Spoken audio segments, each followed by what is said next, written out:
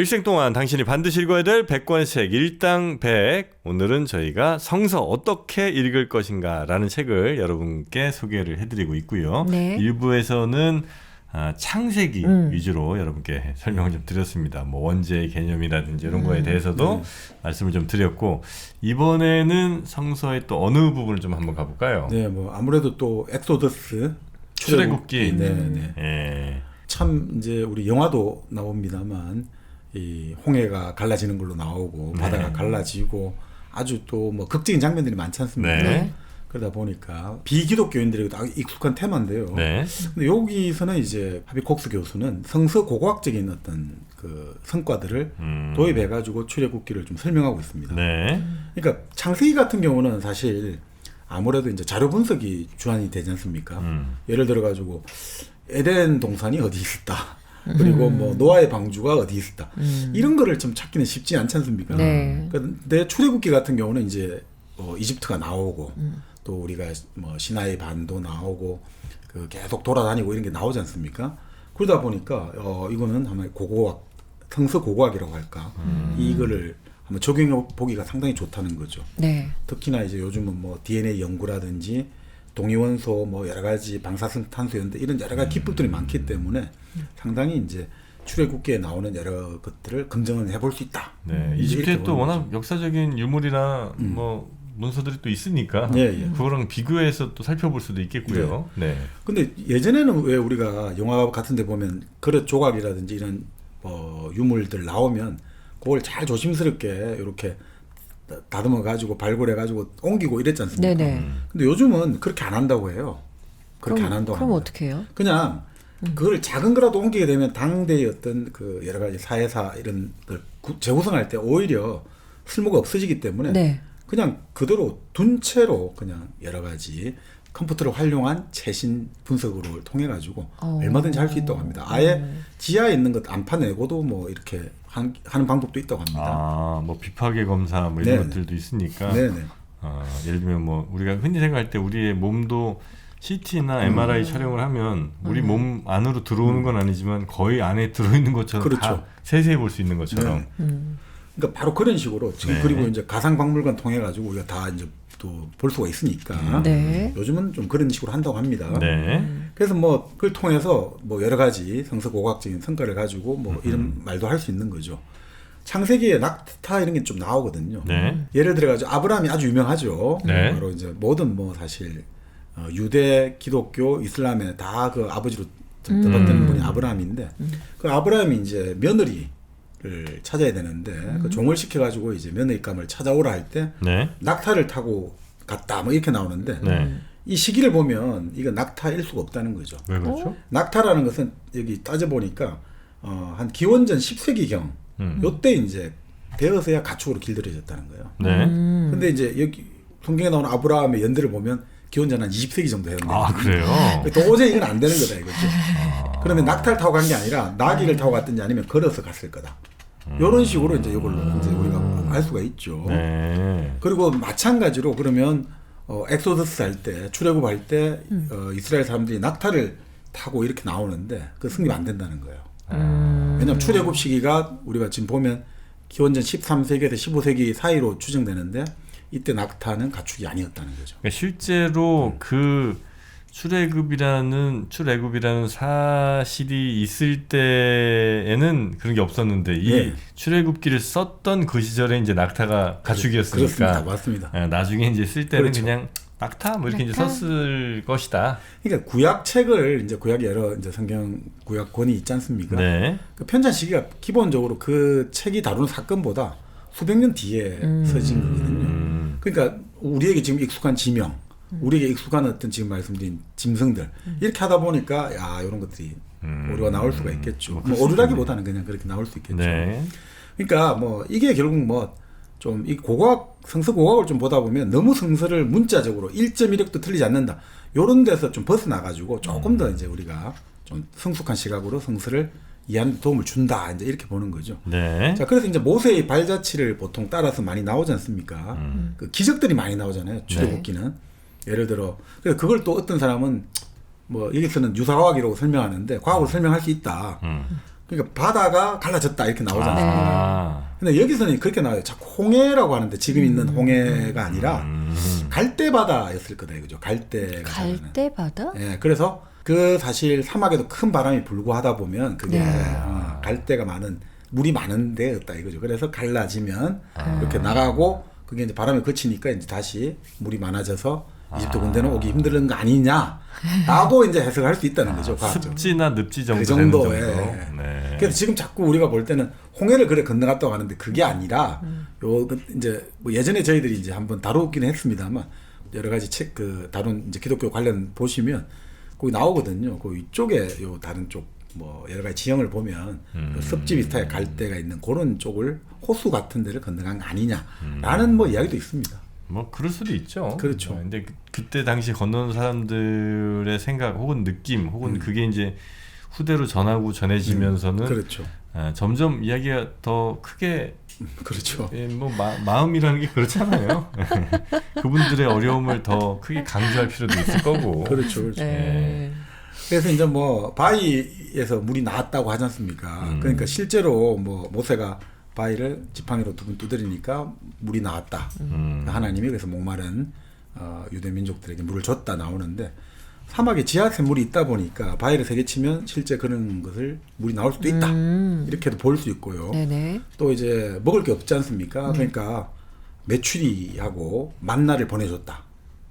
예, 하느님이 야훼가 하나님이 메추리와 만나. 만나가 하늘에- 뭐예요? 만나는 보통 이제 우리가 말하는 정말 하늘의 성스러운 음식들 이런 걸 보통 만나라고 하지 않습니까? 아, 그래요? 하나님이 내려준 음식이죠. 아주 성스러운 음식. 어. 그래서 이제 보통 뭐 그럼 이것도 새떼가 지쳐가지고 땅에 떨어질 수 있다 이거죠. 하늘에서 왔으니까. 하늘에서. 그 다음에 좀 그런 것도 있다고 해요. 뭐 좀 약간 하얀 가루 반죽 같은 물질이 사막 식물에서 배어 나오기도 한다는 거예요. 그래서 그런 것도 이제 만나라고 볼 수 있지 않는가. 네. 하나님 내려주는 음식. 뭐 이렇게 볼 수도 있고 낮에는 이스라엘 백성을 구름 기둥이 이끌고 밤에는 불 기둥이 이끌어가지고 갈 길을 안내해줬다고 하는데 그 낮에는 이제 뭐 광야에 구름이 많고 그러다 보면 바람이 있으면 이동하니까 그거 따라갈 수 있는 거고 네. 밤에는 또 번개의 불빛도 있을 수 있고 또 땅 위에 그 불이 그 구름 청운에 반사되어 가지고 밤에 이제 불기둥이 보일 수 있다. 뭐 이런 식으로 이제 설명할 수 있다는 거죠. 근데 막 이게 중요한 거라기보다는 그러니까 기적의 시대가 당시에 뭐 기적이 있었다기보다는 중요한 거는 당시 사람들이 어떻든 기적을 믿었다는 거예요. 이걸 믿었다는 거죠. 왜냐하면 우리가 이 이집트의 노예살이에서 탈출한 것 자체가 하나님의 은혜와 정의 때문에 그게 바로 기적 아니냐 이거죠. 그러니까 이게 기적이다라고 믿었다는 거죠. 네. 그러니까 우리가 이 출애굽기를 볼 때 그 미신이라고 거부하지도 말고 또 그걸 괜히 과학이라는 이름으로 너무 합리화하지도 말고 그냥 그때 그 사람들은 기적을 믿었으니까 그들의 세계관으로 한번 들여다보자는 거죠. 네. 그러니까 사실 그 출애굽기는 그런 이야기를 합니다. 서양의 정신의 양대 산맥이 헬레니즘, 헤브라이즘 하지 않습니까? 그 헬레니즘 하면 이제 그리스죠. 네. 우리가 말하는 일리어드, 오디세이 그리고 바로 그리스 자연 철학들 이런 정신들이고 또 이제 헤브라이즘 하면 바로 이제 유대 기독교죠. 근데 출애굽기도 사실은 오디세이하고 일리아드 같은 영웅담이에요. 영웅담. 맞지 않습니까? 자 모세가라는 그렇죠. 예. 영웅이 있어가지고 있다가 쫓겨났다가 다시 돌아와가지고 다시 데리고 예전의 조상들의 그 아브라함과 이삭과 야곱의 그 땅이었던 우리 조상의 약속의 땅으로 다시 돌아간다. 귀환하니까 영웅담이잖아요. 네. 그러니까 바로 이 영웅담이다 이거죠. 전형적인 오디세우스가 그 몸을 떠났다가 다시 고향 이타카로 돌아가는 똑같은 이야기다 이거죠. 근데 문제는 이게 그 그리스의 어떤 책보다도 서양 문명에 가장 근본적이고 보편적으로 영향을 줬다는 거죠. 출애굽기가요? 출애굽기가 이 이야기가 우리 당장 이게 바로 미국이잖아요. 미국. 미국? 미국이 바로 약속의 땅이잖아요. 전 세계 사람들은 미국을 약속의 땅으로 알고 다 왔지 않습니까? 그러니까 그런 느낌들. 그러니까 약속의 땅이라는 개념이 어마어마하게 서양 역사에서 크거든요.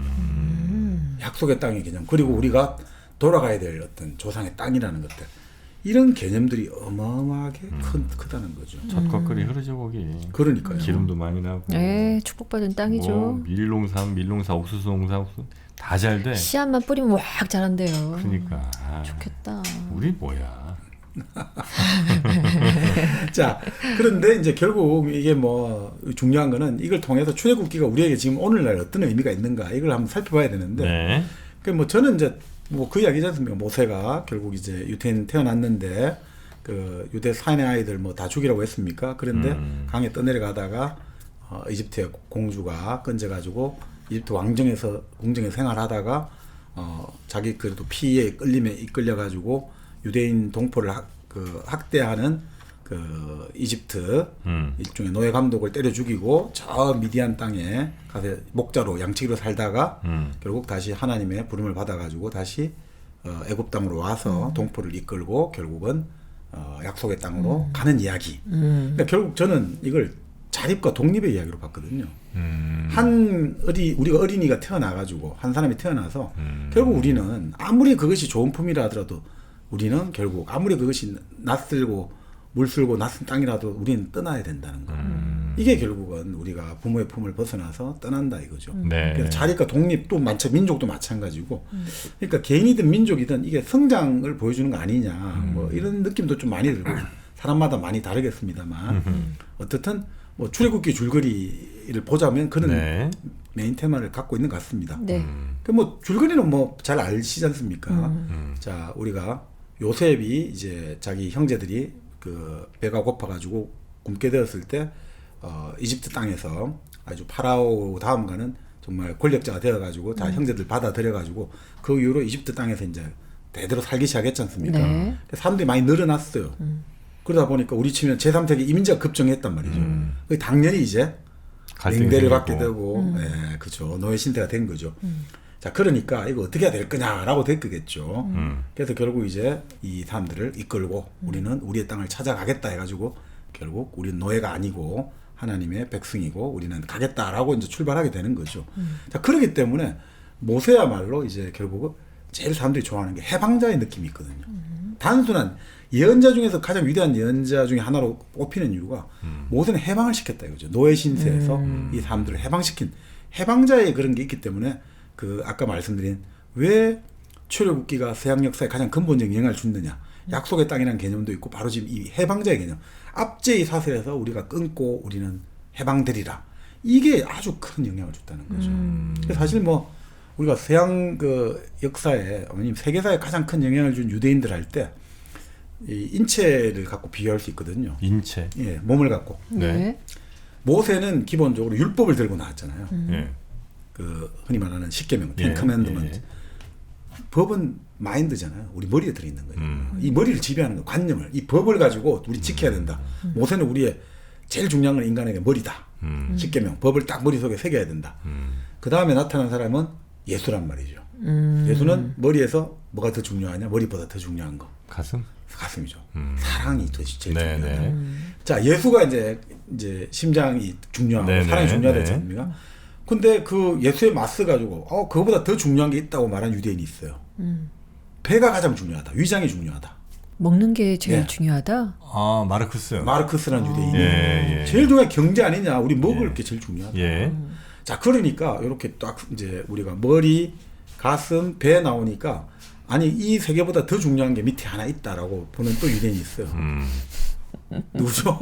저 프로이트. 그렇습니다. 네. 프로이드는 결국 성욕이 성기가 가장 중요하다. 네, 네, 네. 자, 이렇게 막 네 명이 다투니까 한 명이 혀를 날름거리죠. 혀를 날름거리면서 아니야 그거 다 아니야 이러면서 아, 다 아인슈타인. 그렇습니다. 네. 다 상대적이야. 그래서 이 5명의 유대인이 사람을 가지고 이 세계사를 가장 큰 영향을 끼쳐온 거죠. 유대인들이 똑똑하긴 한가 봐요. 유대인들이. 네. 아, 그러니까 사실 저는 이제 그걸 믿지는 않거든요. 그러니까 유대인들, 그러니까 어떤 민족 자체가 똑똑한 유전자를 가질 수 있을까? 뭐 생활 방식 뭐 탈무드 같은 거 유명하잖아요, 교육법. 아, 그런 교육법에 그게, 의해서. 예. 뭐 그건 뭐 있을 수 있겠죠, 교육에 의해서. 근데 그 교육 방법에 의해서 그 사람들만 유독 더 좀 조명을 많이 받는 건 아닌가 하는 생각이 좀 들긴 하는데 여튼 뭐 굉장히 훌륭한 인류사에 남는 발자취들을 남긴 건 뭐 사실이긴 하죠. 네. 자, 그래서 그런 자, 5명의 유대인들. 그 중에서 이제 모세가 이제 1번 타자죠. 네.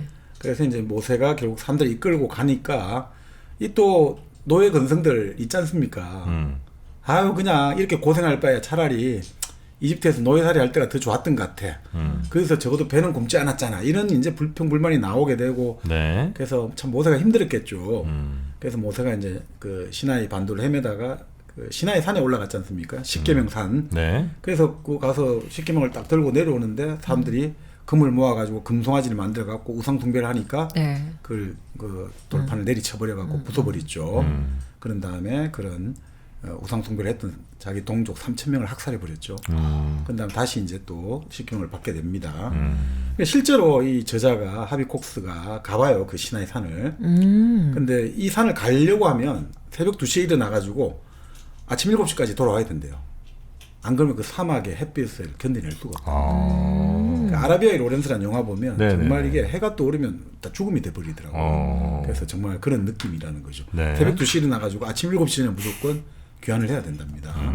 자, 그래서 거기 가니까 또 뭐 수도원이 하나 있는데 자, 저게 바로 모세 앞에 나타난 불타는 뜰기나무입니다. 신이 왜 불타는 뜰기나무로 나타났다 했잖아요. 그게 어떻게 지금까지 남아있겠습니까? 근데 어쨌든 그 수도원에서는 가이드가 저게 지금 막 몇천 년 된 뜰기나무가 아직 있습니다 라고 이제 말하는 거죠. 뭐. 네.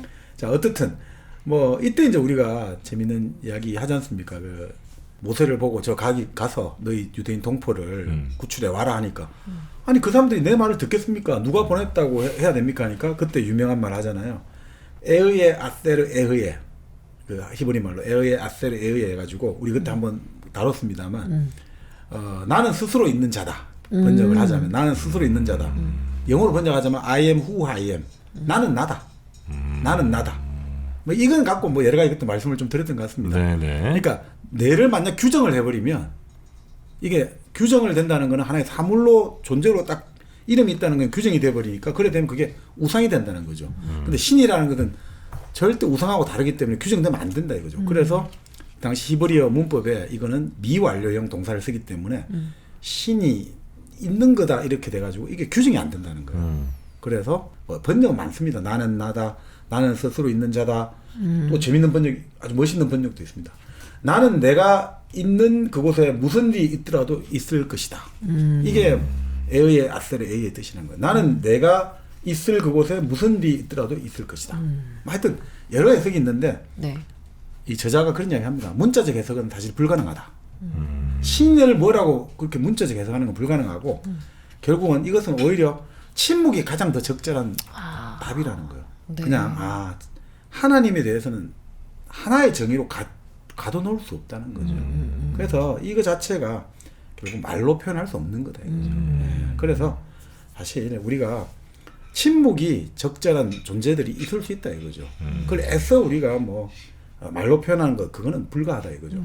그래서 뭐 진짜 비트겐슈타인 말처럼 말할 수 없는 것에 침묵을 지키는 게 이게 맞는 거 아니냐 그런 이야기를 합니다. 그래서 뭐 결국 이제 뭐 모세는 그 40년에 여러 개 방황을 하지만 결국 약속의 땅에 들어가지 못하지 않습니까? 이게 참 또 백미인 것 같습니다. 왜 이 모세가 무슨 잘못을 저질렀길래 그 약속의 땅에도 못 들어가고 지금도 모세의 무덤 아무도 모른다 이렇게 나오거든요. 그 모세에 맞섰던 파라오는 지금도 그 피라미드 무덤에 아직도 남아있는데 왜 모세는? 모세가 도대체 무슨 잘못을 했길래 바위를 한 번만 두드려야 되는데 두 번 두드려서 이 신을 좀 믿지를 못해서 그런가? 아니면 자기 동포를 아무리 그래도 그렇지 3,000명을 학살을 해서 그런가?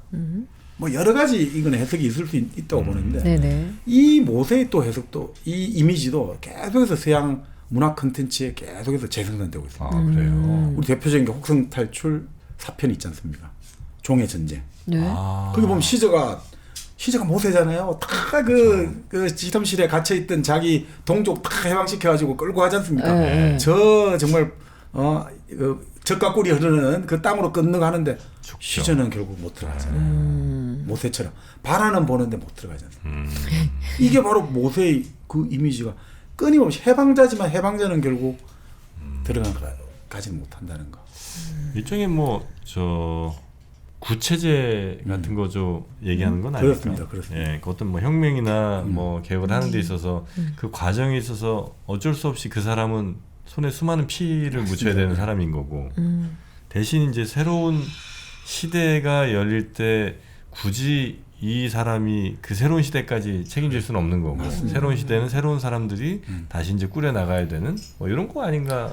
그래서 그 예. 말씀하고 그 말씀이 그런 해석들하고 맞닿아 있습니다. 네. 왜 40년간 그 늙지도 않은 그 가나안 땅에 들어가서 뭐 이렇게 40년간 그 시나이 반도 온갖 동네를 헤맸냐 이거죠. 그 금방인데 네. 그런 이야기를 하지 않습니까? 지금 말씀대로 이미 그 노예 근성에 찌든 사람들은 그 새로운 땅에서 여전히 그 노예 근성을 버리지 못한다는 거예요. 그래서 40년간 고생도 시키고 또 40년을 하면 한 세대가 완전히 사라진다는 거예요. 그러니까 지금 말씀하고 맞다니요. 새로운 땅에서는 새로운 세대가 결국은 주인이 돼야 된다는 거예요. 사실 우리도 지금 여러 가지 한국 사회가 지금 여러 가지 진통을 많이 겪고 있습니다만 결국은 그것은 새로운 세대와의 어떤 여러 가지 지금 또 서로의 세대의 갈등, 세대 전쟁의 측면도 분명히 있는 거 아닌가 이런 생각도 좀 들어봅니다. 네, 네, 네. 자 그렇게 이제 뭐 이런 것들로 하나 들어있고 또 마틴 루터 킹 그 네. 유명한 마틴 루터 킹이 죽기 전날 암살되기 전날 마지막 설교에 바로 모세 이야기가 됩니다. 나는 산꼭대기에 가보았습니다. 나는 약속의 땅을 보았습니다. 그러나 나는 그곳에 여러분과 함께 못 갈지 모릅니다. 이렇게 딱 자기를 모세 전날에 마치 예감하듯이 다음날. 그래서 이런 것들이 정말 이제 억압받는 이들에게 해방의 상징으로서 모세는 끊임없이 막 그 사람들에게 계속해서 역사든 문화를 통해서 계속해서 반복되고 있습니다. 그래서 사실 벤저민 프랭클린이 미국 이제 독립을 하고 나서 국세 있지 않습니까? 네. 딱 그 국세 디자인을 처음 의뢰를 받았거든요. 이때 프랭클린이 구상했던 게 모세가 딱 바다 앞에 서가지고 바닷물이 쫙 물러나면서 이스라엘 백성이 복종에서 벗어나는 그걸 딱 열라고 디자인을 하려고 했대요. 그러다가 이제 독수리가 이제 화살을 쥐고 있는 걸로 바뀌었습니다만 네. 그만큼 딱 그 느낌. 이 미국은 그런 어떤 해방의 땅이고 이제 압제에서 풀려난 사람들이 자유로운 시민으로 누구나 여기서 자유롭게 살아가야 되는 약속의 땅이다. 이런 게 있는 거죠. 그래서 미국적 경험의 주 테마가 바로 모세의 출애굽기고 이거는 바로 흑인 노예들에게도 똑같은 거죠. 그 노예들 입장에서는 성서에서 예수 다음으로 무조건 모세인 거예요. 해방을 한 사람이잖아요. 노예 신세에서 해방을 해준 사람이잖아요. 그래서 모세가 어마어마하게 더 중요한 거죠. 그래서 어떻든 이 모세는 영웅이고 해방자이고 예언자이고 리더였습니다만 그렇지만 새로운 땅에 들어가지 못했기 때문에 오히려 우리가 항상 드는 생각이 뭔가 아쉬움이 남을 때가 미완으로서 완성되잖아요. 네. 완성돼 버리면 완성이 안 돼 버리잖아요. 그래서 모세가 더 많이 사람들에게 이야기가 많이 되고 또 마찬가지로 예수도 마찬가지고 모세도 마찬가지고 그런 느낌이 듭니다. 그리고 항상 보면 그 성서에는 이런 게 나오죠. 예언자들 있지 않습니까? 모세도 그렇고 뭐 다 엘리야도 그렇고 요셉도 그렇고 뭐 다 보면 먼저 하나님이 항상 이 사람을 굴욕스러운 처지로 떨어뜨려요. 노예로 떨어뜨리든 추방되든 그런 다음에 일을 시킨단 말이죠. 네. 맹자말처럼 하늘이 큰일을 시키려면 일단 막 고생을 시켜야 된다. 그래야 단련이 되니까. 그런 느낌을 많이 두는데 모세야말로 정말 그것들이 모두가 다 정말 다 갖고 있는 그런 느낌인 것 같습니다. 그래서 참 여러 가지 우리 안타까운 인간적으로 모세가 도대체 무슨 죄를 지었길래 이런 생각도 들기도 하면서. 근데 그 모세 이야기가 그 역사적으로는 왜냐면 이제 이 사람은 역사적으로도 이제 보라는 얘기를 하니까 역사적으로는 근데 증거들이 좀 있긴 하나니까 예를 들면 이집트에서 나온 것까지 뭐 네. 그럴 수 있을 것 같은데 네. 예를 들면 뭐 40년 돌았다든지 네. 실제로 어디 뭐 갔다 이런 게 좀 다른 데서도 교차 검증이 좀 되는 얘기인가? 맞습니다. 그래서 이제부터 말씀을 드리겠습니다. 예. 자, 지금까지 우리가 감동의 이야기를 모세에 대해 들었는데, 네. 자, 이제 본단 말이죠. 자, 적어도 이제 우리가 성서에 나오는 시각을, 주장한 시각을 보면, 기원전 15세기에서 13세기 사이에 이제 엑소더스가 일어났는데, 네. 그게 성서가 주장한 시간입니다. 네. 그때 그 장소에서 60만 이스라엘 사람들이 일어날 수가 없었던 거예요. 그게. 아, 인구수가 그렇게 안 돼요? 예. 자, 그게 인구학적으로 하나 지금 네. 나오고 있고, 또 하나, 출애굽 당시에 이제 여러 가지 돌아다니면 도시들 이름이 나오지 않습니까? 네. 네.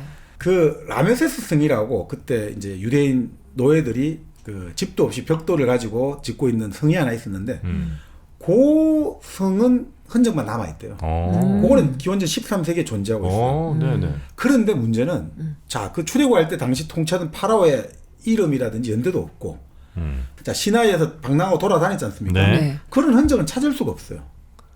그냥 고대 뭐 캠프를 치고 진영을 쳐들 건데 그 흔적은 하나도 없고 흔적들이 나오지 않습니까? 그것은 그 시기보다 1000년 전이라든지 수백 년 뒤의 것이지 기원전 15세기부터 13세기의 그런 어떤 캠프의 흔적들은 없다는 거예요. 그리고 텍스트에 언급되는 그 여러 지역들 나오지 않습니까? 네. 그 당시에는 존재하지 않았던 지역들이라는 거예요. 몇백 년 지나서 다 인간의 흔적들이 발견됐다는 거예요. 자, 그러면 이 언급되는 장소들이 언제 번성했느냐? 바로 기원전 7세기입니다. 이러지 마. 아, 기원전 7세기. 이 성경이 쓰여질 당시. 예, 이게 서예지 거로 추정되는 게 이러지 마. 기원전 7세기입니다. 왜냐하면 당시에 유다를 다스리는 요시야 왕이 있었거든요. 네. 이 요시야 왕이 그 당시 이제 국토 확장을 해야 돼요. 근데 국토 확장을 해야 되는데 문제는 이집트도 강력해졌단 말이죠. 그러니까 이집트가 엄청 강력한 나라예요. 아, 그런데 과연 우리 이집트에 맞서가지고 우리가 과연 제대로 싸움할 수 있을까? 아니, 예를 들어 이거죠. 우리가 지금 미국, 일본, 중국, 러시아 이 초강대국에 맞서갖고 우리 과연 우리 독립과 우리의 주권과 우리의 번영을 지켜낼 수 있을까? 이런 고민하던 시기였단 말이죠. 그러니까 이 요시아 왕이 이거 어떻게 해야지 사람들에게 좀 뭔가 우리도 잘할 수 있다. 이런 걸 좀 사람들로 하여금 으쌰으쌰하는 뭔가 애국심, 신앙심 이런 걸 주입시킬까? 고민을 딱 해보니까 이 궁중 제사장 이제 이데올로그들이죠. 통치 참모들이 착안했던 거죠. 옛날에 이런 이야기가 도는데 이런 이야기를 쫙 모은 거죠. 그래가지고 이걸 딱 이야기를 하나 만들고 사실성을 줘야 되니까 당시에 지명들을 막 섞어였다는 거죠. 여기서도 있었고 저기서도 있었고 그 결과가 지금 우리가 읽는 바로 엑소더스다라고 지금 보고 있습니다. 아, 이 책의 제자의 주장이죠. 아, 근데 이건 역사학자들의 이제 견해를 소개하고 있는 겁니다. 네. 그 결과가 바로 지금의 이제 엑소더스다 이렇게 이제 보고 있습니다. 그래서 사실 그렇지 않습니까? 당시 이스라엘 사람들은 맨날 위협을 받고 맨날 누군가 쳐들어온다 그러고 야, 우리 이래가 되겠어, 우리 안 될 거야라고 하고 있는데 좀 희망을 넣어주고 야, 우리 일체감을 주자.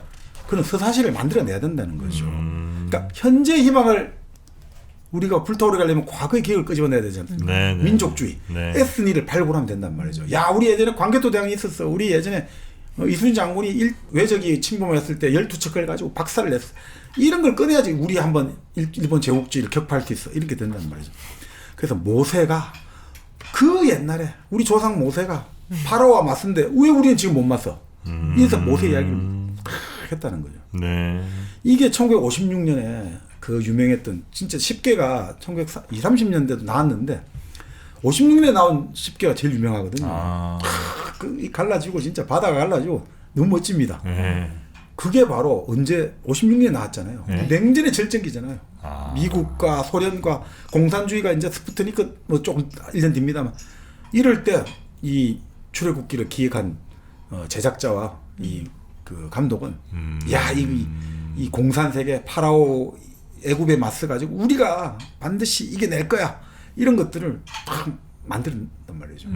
당대의 국가적 종교적 목적을 위해서 기원전 7세기에 기원전 700년 전 거를 만들어냈지 않았냐 보는 거죠. 결국 우리는 미래를 비추려고 과거를 뒤지지 않느냐 이거죠. 그래서 이 출애굽을 만들고 그 다음에 출애굽이 이제 그 이후로 유대인들이 유월절 행사 있지 않습니까? 네. 그 애굽에 있을 때 이제 하도 안 내보내주니까 그 신이 역병을 보내가지고 이집트인들의 장자를 다 죽일 때 유대인들은 뭘 취해가지고 우리는 유대인 장자 살았잖아요. 네네. 그 유월절 행사를 할 때 항상 쓰는 책이 학가다는 책이 있는데 그게 그 사람 유대인들에게 두 가지를 요구한다 그래요. 출애굽의 순간에 함께 있다고 상상해라. 지금 너희들 그 순간에 있다. 그 다음에 두 번째 인간 해방을 위한 그 투쟁이 오늘 우리에게 요구하는 것이 무엇인지에 관한 생각하고 이야기해보자. 이런 것들이 끊임없이 반복되는 민족과 이 교육이라는 것은 어마어마한 강력한 힘을 가져야 됩니다. 네. 내가 어디로 가야 될지를 알고 있다. 내가 어디서 왔고 어디를 가야 될지를 알고 있는 민족은 절대 망하지 않거든요. 그래서 유대 민족이 살아남았고 아까 말씀대로 왜 이렇게 모든 분야에서 혁신을 이뤄내는가? 그건 바로 이런 겁니다. 내가 어디서 왔고 어디로 갈지 아는 사람들은 절대로 그 어떤 현실에 좌절하지 않거든요. 나는 반드시 이겨낼 수 있고 잘할 수 있다고 생각하는 거거든요. 그래서 그게 바로 이것 아니냐 이렇게 보고 있습니다. 사실 좀 물론 이건 역사적인 성사학에서 나온 거고 이거를 이것이 출애굽기의 가치를 훼손하는 것은 조금도 아니다. 저는 그렇게 생각합니다. 아니 재밌는데요. 그러니까 현재 희망을 고양시키기 위해서 과거의 기억, 그 기억이 설령 좀 만들어진 것이라 할지라도 그 기억이라는 게 원래 지금도 우리 인간들은 기억을 할 때 이거 뭐 옛날에 머릿속에 있었던 내용들을 내가 다시 끄집어내는 게 아니라 늘 재조합하는 거거든요. 맞아요. 그렇게 해서 이제 집단의 기억을 재조합하는 거죠. 그 현재 다시 재조합해서 과거의 그 모세 스토리들을 좀 더 극적으로 조금 더 우리에게 힘을 줄 수 있는 방향으로 그렇게 만들어낸 것은 아닐까라고 이제 이 책의 저자는 이야기하고 있는 거죠. 그러니까 결국은 이제 우리 출애굽기를 읽을 때 하나의 어떤 뭐 기원전 한 13세기를 배경으로 아주 흥미로운 역사 소설로 읽은 것도 하나의 방법이 될 수도 있고요. 또 하나는 결국 지금 말씀과 똑같습니다. 결국 이것은 하나의 먼 과거의 실과 천조각을 모아가지고 결국 지금의 우리와 앞으로의 미래를 위해서 인간 해방의 정언으로 짜낸 하나의 아주 멋진 테피스트리입니까? 하여튼 그거다 이거죠. 아주 멋진 하나의 어떤 면증물이 되었다 이거죠. 직조물이 되었다는 거죠. 그러면 지금 말씀하고 똑같은데 사실을 가지고 진실을 만들어냈다는 거죠. 사실을 짜내가지고 진실을 짜냈다 이거죠. 사실을 가지고 그렇게 보면 이것은 전혀 그 가치는 조금 더 훼손되지 않는다 이렇게 보고 있습니다. 기원전 13세기 막 이때의 이야기들이 지금까지 이렇게 전해져 내려오는 거 너무 신기하지 않아요? 왜 우리도 기원전 23세기 얘기가 있잖아요. 있죠. 예, 우리 있죠. 한인께서 우리 세 가지 선물 들고 오셨잖아요. 맞아요. 한웅에게 그리고 또 한웅이 곰 동굴에 갔잖아. 옥녀랑 또 좋은 밤 보내셨잖아요. 그런 얘기들도 있을 수는 있으니까. 그렇습니다. 그러니까 바로 이제 이 출애굽기가 이렇게 아주 스펙터클한 그리고 그래서 아주 많은 이제 문화 콘텐츠 원천이 되었고요. 이 출애굽기를 이제 마무리하는 게 바로 여호수아기입니다. 여호수아. 결국 모세의 후계자입니다. 그러니까 모세의 세대는 다 이제 모세의 형 아론하고 다 그거하고 결국 가나안 땅을 들어가는 것은 모세의 후계자 여호수아가 들어가는 게 됩니다.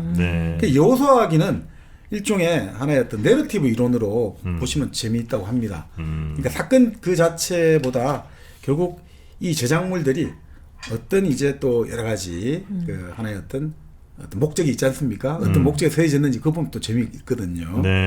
그래서 결국 아까 말씀드린 대로 이제 약속의 땅 이게 아주 참 항구적인 주제지 않습니까? 약속의 땅으로 간다. 이게 바로 이제 여호수아가 글로 들어가긴 하는데 그 과정에서 일어나는 온갖 끔찍한 침략과 학살과 폭력의 이야기입니다. 그러니까 이게 참 결국은 이 성경에서 읽다 보면 상당히 잔혹한 부분이 바로 이 부분이죠. 여호수아기. 왜냐면 다른 민족을 학살하는 이야기거든요. 시도 안 말려요. 근데 그게 자랑스럽게 성전이라는 이름으로 신이 우리에게 명령했다는 이름으로 정당화되거든요. 지금 오늘날 우리에게 또 이스라엘과 하마스의 여러 가지 이걸 보면서 지금도 일어나고 있는 여러 가지 그 참 폭력과 폭력의 이걸 보면서 생각할 거리가 맞는 것 같습니다.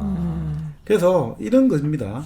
사실 이 여호수아기를 읽다 보면 정말 여기서 윤리적 규범, 도덕적 모델은 없어요. 사실 성경에 이 저자도 그런 이야기 합니다만 성경에 있잖아요. 신약에 예수님 빼고 구약의 인물들 중에 도덕적으로 정말 롤모델 찾은 사람은 거의 없어요. 전부 다 문제투성의 인간이에요. 유혹받고 그렇지 않습니까? 다윗 같은 경우는 부하의 아내 반해가지고 부하를 저 사지로 보내가 죽게 하고 자기 그 아내를 취하기도 하고 얼마나 야비한 사람입니까? 그러니까 그런 참 도덕적 흠집이 많은 사람들이에요. 자, 그런데 여기는 그런 거에다가 공포물까지 들어가는 거죠. 진짜 팔레스타인과 이스라엘 오늘날 지역 정복기니까. 그래서 야훼의 명령에서 토착민은 멸절되고 그들의 재단은 파괴되고 소각되어야 한다. 이런 게 깔려있거든요. 근데 이건 여러 가지 장르가 들어있습니다. 첫 장면은 어떻게 보면 스파이 이야기로 시작하거든요. 스파이 이야기로. 처음에 이제 요르단 강가에 도착해가지고 이제 예리코 성을 자기들이 이제 침략을 하러 갑니다. 지금도 그 제리코라고 부르고 미사일 이름도 제리코 미사일도 있고 그죠. 예리코라는 이름은 정말 지금까지 역사상 가장 오래된 도시의 흔적이 지금도 있습니다. 자, 정찰을 먼저 보내지 않습니까? 이제 먼저 이 성을 침략하기 위해서. 그러니까 스파이가 나오는 거죠. 그러니까 성세 스파이가 이야기가 4개 나오는데 이게 바로 이제 첫 번째가 바로 이겁니다. 여호수아기에 예리코 성에 스파이 둘을 보낸다. 척후병 둘을 보내는 거죠. 근데 가니까 이 사람들이 이제 정찰을 하고 어디 숨어야 되는데 어디를 숨어야 될까 하다가 기생 라합의 이제 영업소에 가서 이제 은신을 하게 됩니다. 여태 기생 라합이라고 나오는데 이때 기생은 성매매 여성이에요. 네네. 성매매 외춘 여성이에요. 네. 그래서 그 집에 이제 숨어 들어가서 하룻밤 유서가게 됩니다. 이럴 때 그 예리코 성에 그 왕의 시종들이 와가지고 여기 수상한 사람들이 왔지 하는데 라합이 거짓말을 하는 거죠. 그리고 이제 이 숨겨준 스파이들하고 이제 협상을 합니다. 자, 우리가 숨겨주지 않았냐? 당신들이 쳐들어올 때 당신들이 막 용맹해가지고 다 죽인다는 거 우리도 소문들을 알고 있다. 그러니까 쳐들어올 때 우리 집은 살려다오. 그럼 이제 어떻게 하면 우리 집을 너희 집을 살려줄까? 그러면 당신들이 침입에 들어올 때 빨간 줄을 창문 밖으로 길게 매달게 우리 집이니까 절대 그 집은 건드리지 마라 해라. 그래서 결국 이제 제리코 성이 무너지고 이스라엘 병사들이 침입에 들어와서 도륙을 할 때 저 긴 종실이 있는 집은 절대 건드리면 안 된다. 저것은 우리 편이다라고 해서 살아난 거죠. 네. 자, 그래서 그 라합이 빨간 줄을 창문 밖으로 길게 매달아 살아났잖아요. 그 다음부터 우리 서양 역사에서 홍등가라고 하지 않습니까? 홍등가? 홍등가. 성적 서비스를 제공하는 네. 그 여기서 기원했다는 이야기가 있어요. 아, 그 중국에서 빨간 나온 줄을 거 아니에요? 중국에서는 성적 서비스를 제공하는 업체를 청루라고 부릅니다. 홍등가가 풀을 청자서가 청루라고 부르고 레드 라이트 디스트릭트 홍등가가 여기서 빨간 줄에서 나왔다고 하죠. 라합이 빨간 줄을 매달아 가지고 그래요? 그런 이야기가 있어요. 그런 얘기도 있어요. 뭔가 홍등가 하면 굉장히 아시아적인 느낌이 네, 좀. 홍콩 막 이런 데 여기 생겼잖아요. 아시아죠. 뭐 여기가 아시아니까. 아, 여기 여기도? 아시아죠. 그렇지. 미드리스트긴 하니까. 네. 그래도 약간 좀 하여튼 얼굴이랑 안 맞는 느낌인데 여튼 거기에서 나왔다는 얘기도 있고요. 네. 그러니까 우리 같은 경우는 우리가 아니고 우리 동양 같은 경우는 홍등이라는 영화 있잖아요. 그 공리가 나오고 네. 그 같은 경우는 이제 아주 부자 영감이 뭐 자기 첩하고 여러 명을 두고 있는데 자 오늘 어디서 자겠다 할 때 그 자겠다는 그 여성이 있는 방에 홍등이 켜지는 거죠. 나 오늘 여기서 자 이렇게 할 때 홍등이고 본래 이제 성 서비스는 청루라고 하죠. 그러니까 오히려 풀을 쳤습니다. 네네. 자 그래서 라합은 결국 이제 완전히 1등 공신이 되었고 해서 전쟁이 끝나고 요수하고 결혼해가지고 예언자 예레미야를 낳습니다. 결혼까지 해요? 이게 다 재밌지 않습니까? 이 성 서비스하는 가장 낮은 여성이 요수아와 민족의 지도자 요수아와 결혼했고 예언자 예레미야를 낳는다. 그리고 이게 결국은 다윗에 연결돼가 나중에 예수까지 혈통이 연결된다라고 마태복음에는 나와 있죠.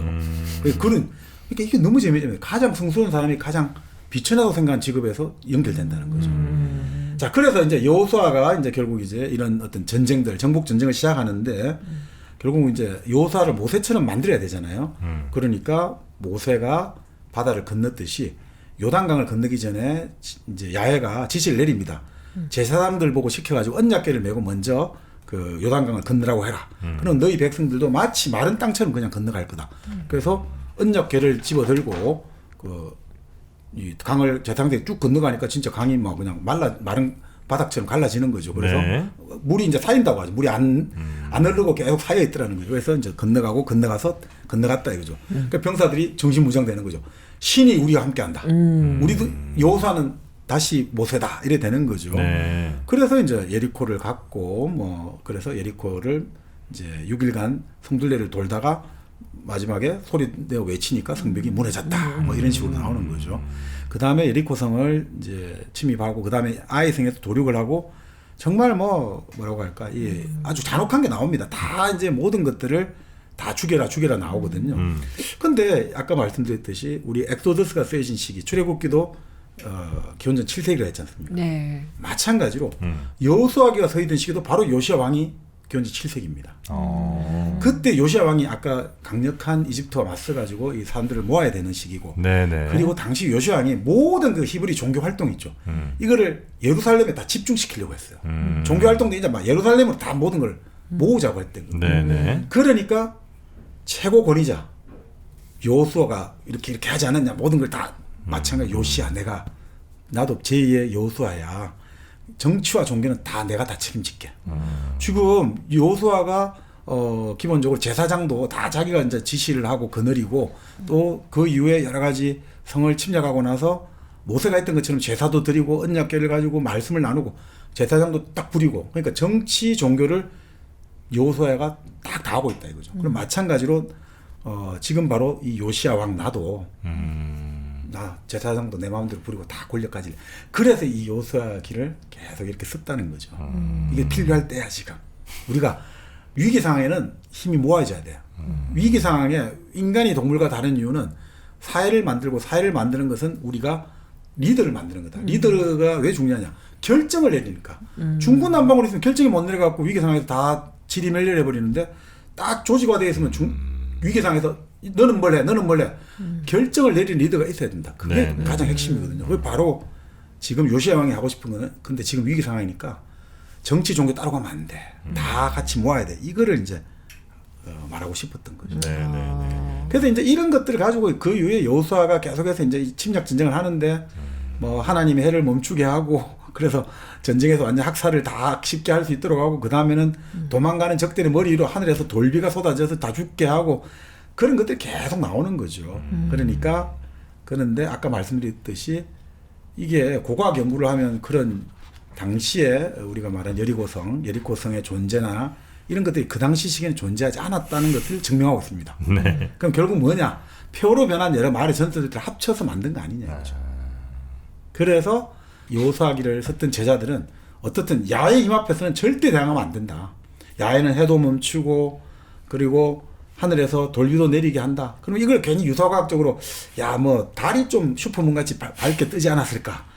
혜성이 그때 나가 지구 자전을 약간 좀 불안정하게 안았을까? 그런 게 중요한 게 아니라 어떻든 이제 이 여호수아가 모세와 같은 사람으로 쫙 만들고 싶었다는 거 아니겠냐 이거죠. 그래서 이제 일종의 이 성전의 그 치렀다 이렇게 이제 본다는 거죠. 그러니까 그때 당시에 사람들이 뭘 원했을지를 보는 게 오히려 괜한 빈약한 과학적인 어떤 막 추측을 하는 것보다는 차라리 나을 수 있겠다. 네. 그런 거겠네요. 그렇죠. 네. 근데 이제 가장 큰 문제가 이제 여기서 그런 이야기 합니다. 근데 가장 큰 문제는 이때 이 학살을 저지른 사람들이 지금 마찬가지인데 자기가 끔찍한 범죄를 저지르면서도 하나님의 뜻으로 믿고 있었다는 거죠. 십자군은 그 이후에 사라센 죽이려고 말 타고 안장에 오를 때 하나님이 원하신다. 하나님이 저 사라센의 목을 원한다. 2차 세계대전 당시 나치의 독일군도 허리 버클에 하나님이 우리와 함께 하신다. 이런 식이란 말이죠. 다들 하나님이 우리와 함께 한다. 그러니까 여호수아기는 지금 자기가 하고 있는 일이 하나님이 원하시는 바로 그것이라고 확신하고는 그런 독선적인 사람들을 조심해야 된다는 교훈을 주고 있다.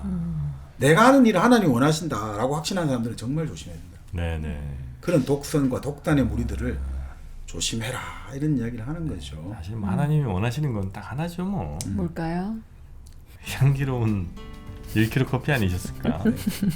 1kg 커피 지금 제가 잘 마시고 있습니다. 아, 그렇습니까? 아르테미스. 네. 진짜 맛있네요. 그래요. 네. 그러니까 이거는 지금 저 생수병에 담겨서 그렇지. 네. 예를 들어 우리가 무슨 텀블러 같은 데나 이런 데 다 갖고 다니면 정말 모양도 이쁘고 얼마나 좋습니까? 근데 물론 저는 생수병에 넣어먹는 것도 좋아해요. 네. 왜냐면 간편하고 또 새지도 않아. 네, 그리고 정말 이게 찬물이었거든요. 네. 지금 밖이 좀 춥잖아요. 근데 이렇게 찬물에도 이렇게 잘 녹다니 너무 신기합니다.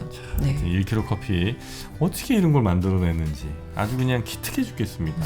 이것도 다 기록에 남겨서 후대에 전해야 합니다. 맞습니다. 이런 1kg 커피가 있었다고요. 네, 자 1kg 커피 아마 저희 영상 아래에 있는 링크를 따라가셔도 네. 되겠고요. 그리고 네이버에서 1kg 커피를 검색하셔도 1kg 커피 안에 있는 다양한 커피군들 만나보실 수가 있고요. 네. 또 커피 관련된 뭐 제품들도 많더라고요. 뭐 네네. 커피 내릴 때 뭐 주전자라든지 뭐 이런 것들도 많이 있으니까 혹시 커피 사랑하는 분들이라면 1kg 커피 한번 방문하셔서 다양한 커피 제품들 또 커피 관련 상품들도 한번 만나보시면 어떨까 싶습니다. 그리고 우리 방송에 광고 좀 넣어주시는 게 어떨까요? 제발.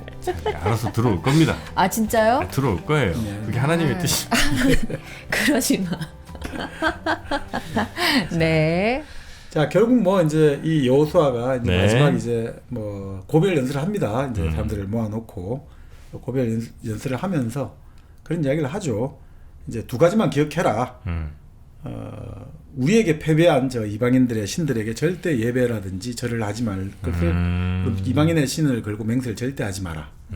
그리고 그 이방인들과 결혼하지 마라.